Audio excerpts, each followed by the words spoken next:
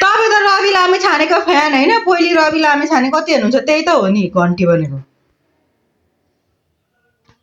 पहिले रवि लामे छाने भन्नुहुन्न थियो? त्यही त हो नि, त्यसकै त पार्टी हो त स्वतन्त्र घन्टीको।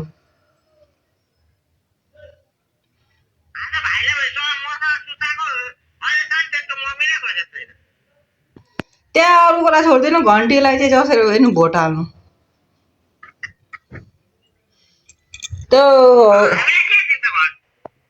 हामीलाई दिने होइन, देशको लागि गर्नु पर्यो नि। तपाईँलाई दिनुको लागि कुनै पनि नेताले त अब घर बनाइदिने होइन कि, देश पो बनाउनु पर्छ। त थोरै न घर बनाउनुको लागि भोट दिने हो। तपाईँको कसैले पनि बनाइदिँदैन त्यो बाटो। सुरुमा आफै लड्नुपर्छ नि मात्रै हुन्छ। घन्टीमा म त्यहाँ त्यो कसरी भोट हाल्ने भनेर म सिकाइदिन्छु नि। घन्टीमा गएर थपक थप दिने, के भन्छ भोट गइकन। हर्का साम्पाङ त बौलाइसक्यो है, धराने जनताले गाली गरिसक्यो हर्का साम्पाङलाई त।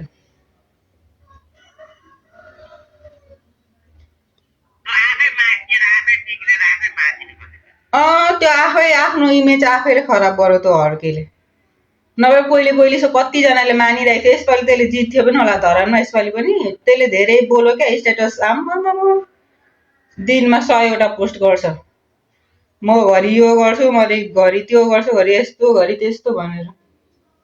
यसपालि तर सबजना घन्टीमै हान्ने हो मान्छेहरू।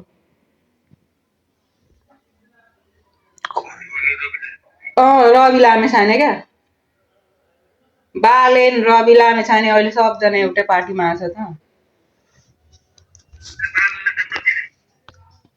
बालेन झन् राम्रो मान्छे हो, रवि लामे छाने हो के घन्टी। रविलाई दिनुपर्छ क्या। रवि त तपाईँहरूको फेभरेट होइन?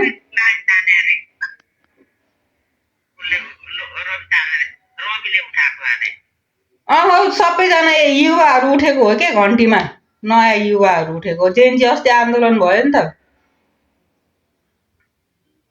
हो, त्यही भएर यसपालि घन्टीमा एकचोटि अब सबै एमालेलाई पनि हेऱ्यो, माओवादीलाई पहिले माओवादीलाई दिँदा वाक्क भयो। अब एमालेलाई पनि हेऱ्यौँ। अब के भन्छ अर्को के अरे, अर्को के पो छ, काङ्ग्रेसलाई पनि दिएर हेऱ्यौँ। अब लास्ट छ 5 वर्षभित्रमा गर्नु सक्यो भने त्यही बालेनलाई घन्टीलाई हेर्ने हो। अनि गर भने गर, गरेन भने फेरि 5 वर्षपछि अर्को चुनाव भइहाल्छ।